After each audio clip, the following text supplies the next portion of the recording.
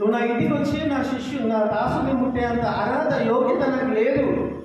నువ్వు ఒక మాట సెలవు ప్రభు, ఒక్క మాట ఇక్కడ ఉండి నువ్వు ఒక మాట సెలవు ప్రభువా, నా దాసుడు లేచి కూర్చుంటాడు, మంచిగా అవుతాడు, బాగవుతాడు, స్వస్థపరచబడతాడు అన్నప్పుడు యేసు ప్రభు అక్కడ నిలబడిపోయాడు.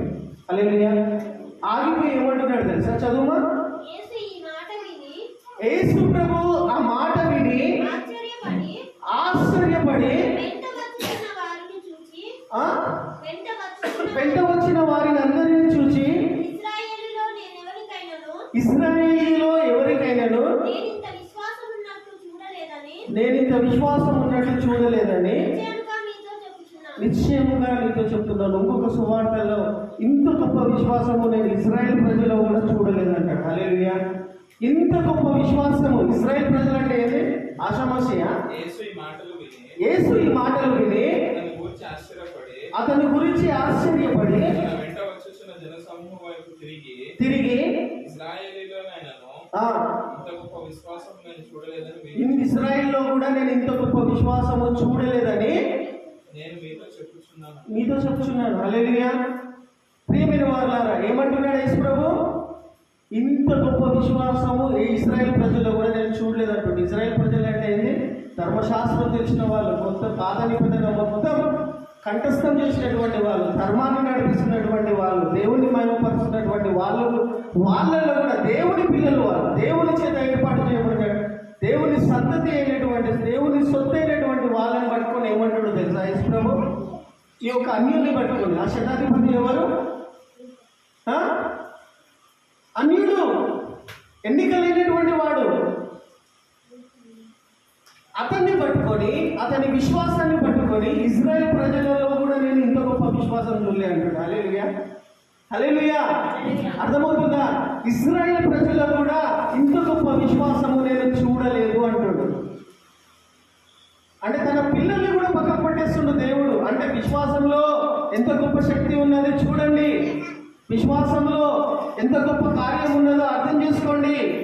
విశ్వాసంలో ఎంత గొప్ప కార్యం ఉన్నది. ఇశ్రాయేల్ ప్రజలలో కూడా నేను ఇంత గొప్ప విశ్వాసము చూడలేదని దేవుడు ఆశ్చర్యపోయి అక్కడ మాట పలికిండు. హల్లెలూయా.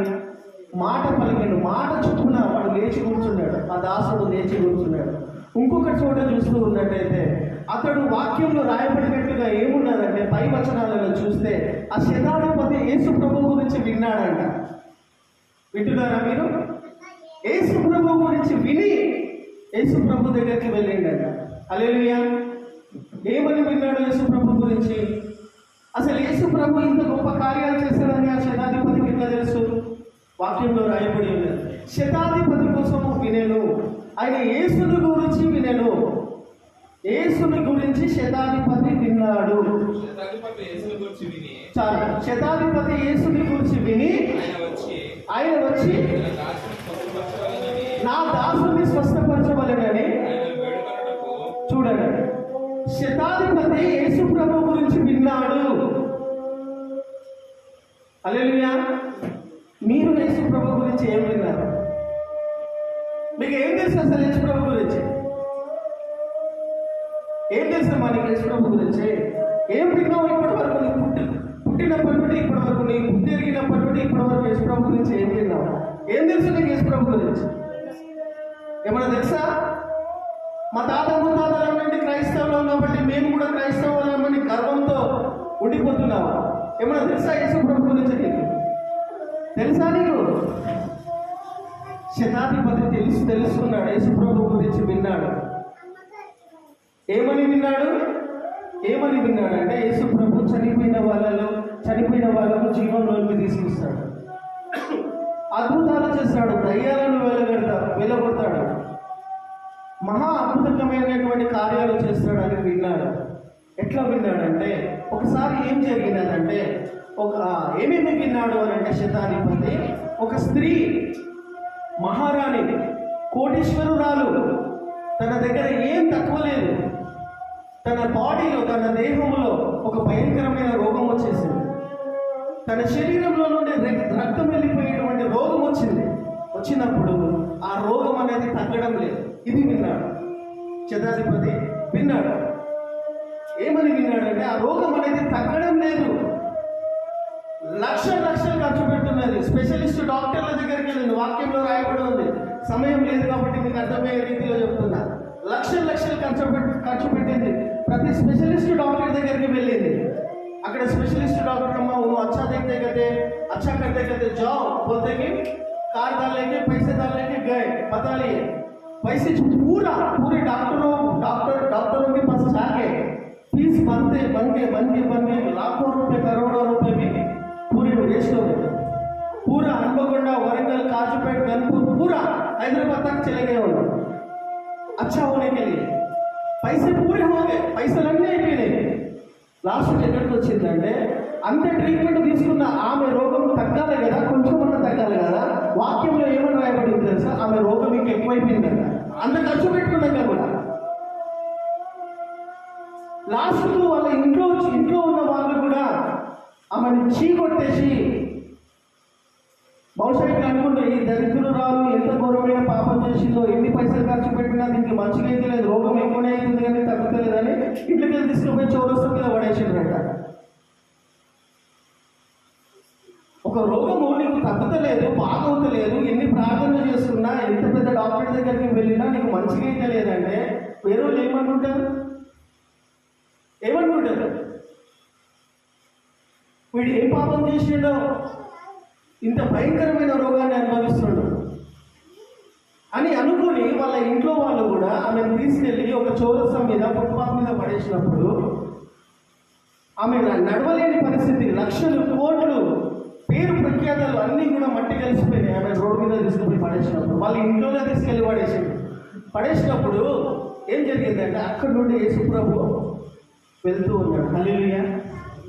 అక్కడ నుండి యేసుప్రభు వెళ్తూ ఉన్నప్పుడు యేసుప్రభు గురించి తాను కూడా విన్నది. ఏమంట? ఆమె యేసుని గురించి విన్నదంట. నేను ఆయన వస్త్రములు మాత్రం ముట్టినా బాగుపడుతున్నా అనుకొని జనసమూహంలో ఇంకా యేసుప్రభు ఎక్కడికి వెళ్తున్నాడు? ఒక 12 సంవత్సరాల బిడ్డను, పాపను స్వస్థపరచడానికి ఆయన కూడా వచ్చి ఏమైనా వేడుకున్నాడు? ప్రభువా, నా పాప, నా బిడ్డ, 12 సంవత్సరాల బిడ్డ రోగంతో బాధపడుతున్నది, చనిపోయే పరిస్థితిలో ఉన్నది, నువ్వు నా ఇంటికి రా ప్రభువా అని యేసుప్రభుని ఇంటికి తీసుకుని వెళ్తున్నాడు. ఆయనే ఆ పాపను స్వస్థపరచడానికి యేసుప్రభు వెళ్తూ ఉన్నాడు. ఆ వెళ్తున్నటువంటి సమయంలో 12 సంవత్సరాల నుండి రోగంతో బాధపడుతుందంట. ఫుట్పాత్ మీద వచ్చి కూర్చొని నడవలేని పరిస్థితుల్లో దేకుకుంటూ పాకుకుంటూ యేసుప్రభు దగ్గరికి వెళ్ళి ఏమన్నా విన్నామే?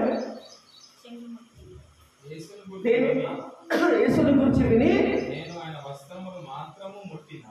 వస్త్రము మాత్రము ముట్టినా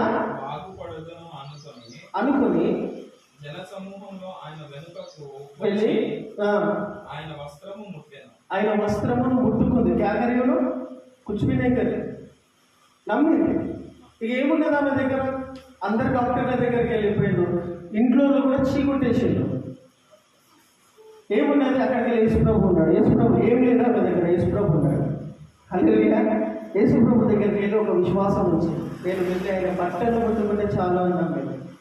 హల్లెలూయా. పాకుకుంటూ దేగుకుంటూ నడవే పరిస్థితి లేకుండా ఆ గుంపులో వెళ్తూ యేసుప్రభు ఇట్లా ముట్టుకుందంటే ఆయన వస్త్రాన్ని ముట్టుకుంది. ఆయన టచ్ కూడా చేయలేదు.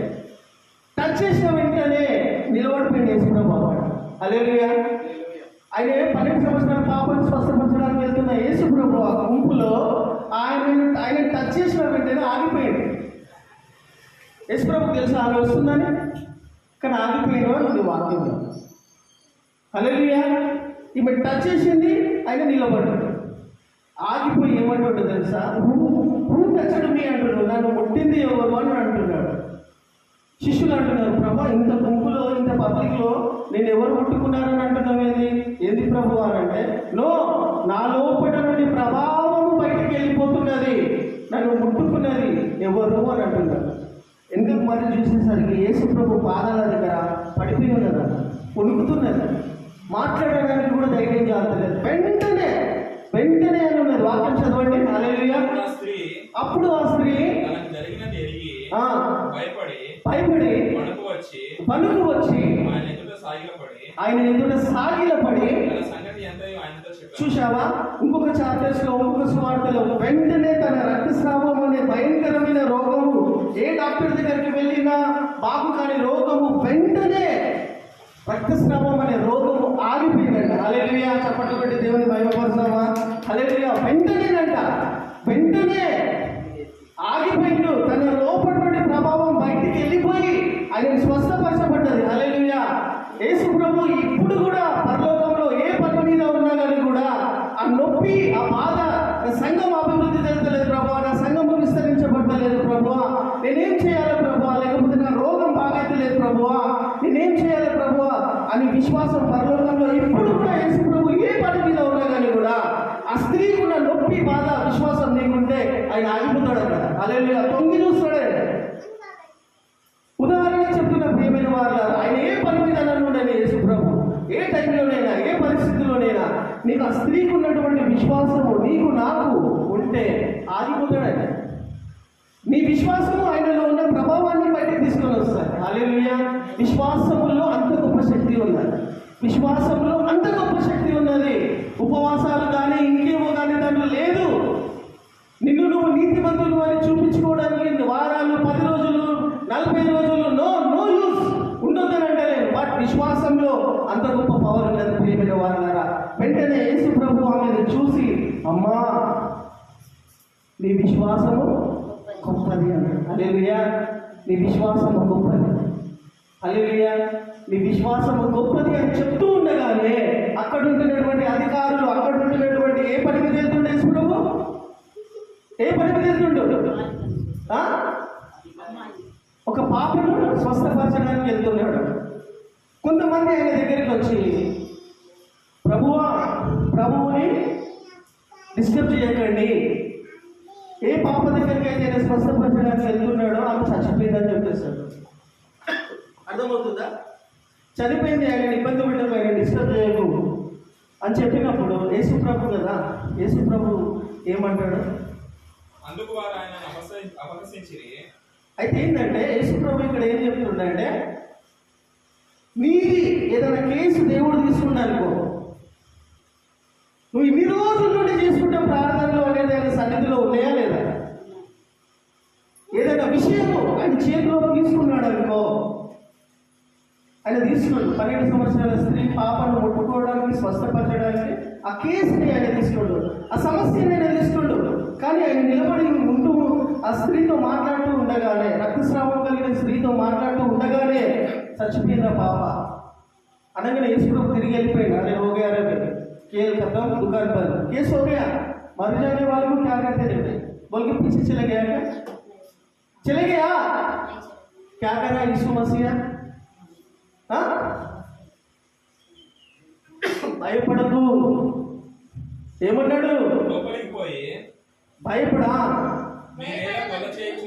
గొల్ల చేసి ఏడ్చుచున్నాను, ఈ చిన్నది నిద్రించుచున్నదే కానీ చనిపోలేదని వారితో చెప్పాను. హల్లెలూయా! దానికంటే ముందుకు వచ్చిన యేసు ప్రభు ఏమంటాడంటే, ఆయన చచ్చిపోయింది కదా, ఇప్పుడు మనం చేసేది ఏముంది అని వెనకకి వెళ్ళకుండా ఏమన్నాడు తెలుసా? ఆ చెప్పిన వాళ్ళతో ఏమంటాడంటే, భయపడదు, నమ్మిక మాత్రం ఉంచుము. హల్లెలూయా! హల్లెలూయా! ప్రియమైన వారులారా, ప్రియమైన సంఘ సభ్యులారా, భయపడదు. దేన్ని బట్టి భయపడుతున్నావు? చచ్చిపోయిందని భయపడుతున్నావా? అయిపోయిందని భయపడుతున్నావా? 12 సంవత్సరాల నుండి బాధపడుతున్నాను ప్రభు అని భయపడుతున్నావా? నీ పట్ల అద్భుత కార్యం అయితే లేదని భయపడుతున్నావా? దేన్ని బట్టి భయపడుతున్నావు ప్రియమైన దేవుని బిడ్డ? పరీక్షించుకో, ఆలోచన చేసుకో, మైండ్ని యూజ్ చేయి, నీకున్న దిమాగ్ను లడాయించు, నీలో ఉన్న విశ్వాసాన్ని బయటికి తీసుకురా. దేనికోసం భయపడుతున్నావు? భయపడకము, నమ్మిక మాత్రం ఉంచుము. హల్లెలూయా! నమ్మిక ఉంచు బిడ్డ, నమ్మిక ఉంచు. దేనికోసం కూడా భయపడదు. పరిస్థితులు ఎట్లా ఉన్నా భయపడదు. నమ్మిక ఉంచు, విశ్వాసమును పుట్టించి విశ్వాసమును కొనసాగించు. యేసు వైపు విశ్వాసం ఉంచు, మనుషుల వైపు కాదు, పాస్టర్ల వైపు కాదు, ప్రవక్తల వైపు కాదు. విశ్వాసమును కొనసాగించు, యేసు వైపు నమ్మిక ఉంచు, విశ్వాసం ఉంచు అని చెప్పినప్పుడు ఆ పాప దగ్గరికి వెళ్ళేటప్పుడు యేసు ప్రభు ఆ పాప దగ్గరికి వెళ్తూ ఉండగా అక్కడ అందరూ ఆల్రెడీ ప్యాంటు బజా వాళ్ళు వచ్చేసి తీర్మానం పడితేనే ఉన్న పాప చచ్చిపోయిందని అక్కడ ఉన్నటువంటి ట్రెడిషన్ కల్చర్ అక్కడ చనిపోయినప్పుడు యేసు ప్రభు ఆ కేసు తీసుకున్నాడు కదా. ఆ కేసును తీసుకున్న తర్వాత ఆ పరిస్థితిని తీసుకున్న తర్వాత లోపలికి వెళ్ళి ఆ పాపను పట్టుకొని ఆ మాటలు చదవండి ఒకసారి. అంతలో అధికారి ఇంటికి వచ్చి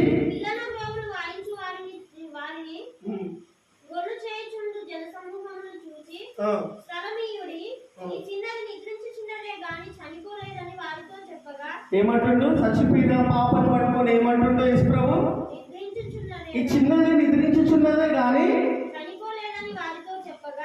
ఏమంటున్నాడు? ఈ చిన్నది నిద్రించుచున్నది ఏమంటున్నాడు?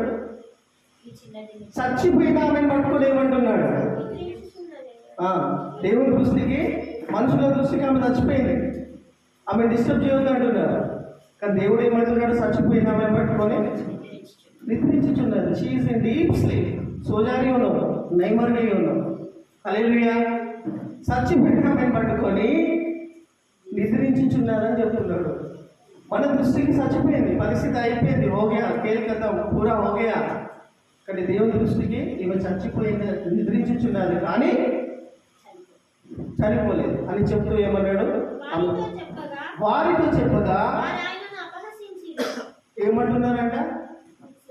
అపహసించిరి అనే మాటకు అర్థమైంది, హేళన చేస్తున్నారు.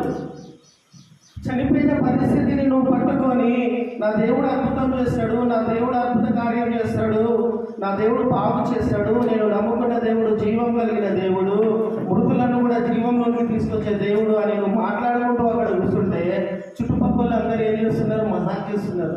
ఇది పిచ్చిదైపోయింది, వీడు పిచ్చోడు అయిపోయాడు. విశ్వాసంలో ఎంత శక్తి ఉన్నదంటే నువ్వు ఏదైతే నమ్ముతావో, ఎట్లయితే నమ్ముతావో దేవుడు అట్లనే పనిచేస్తాడు. హల్లెలూయా.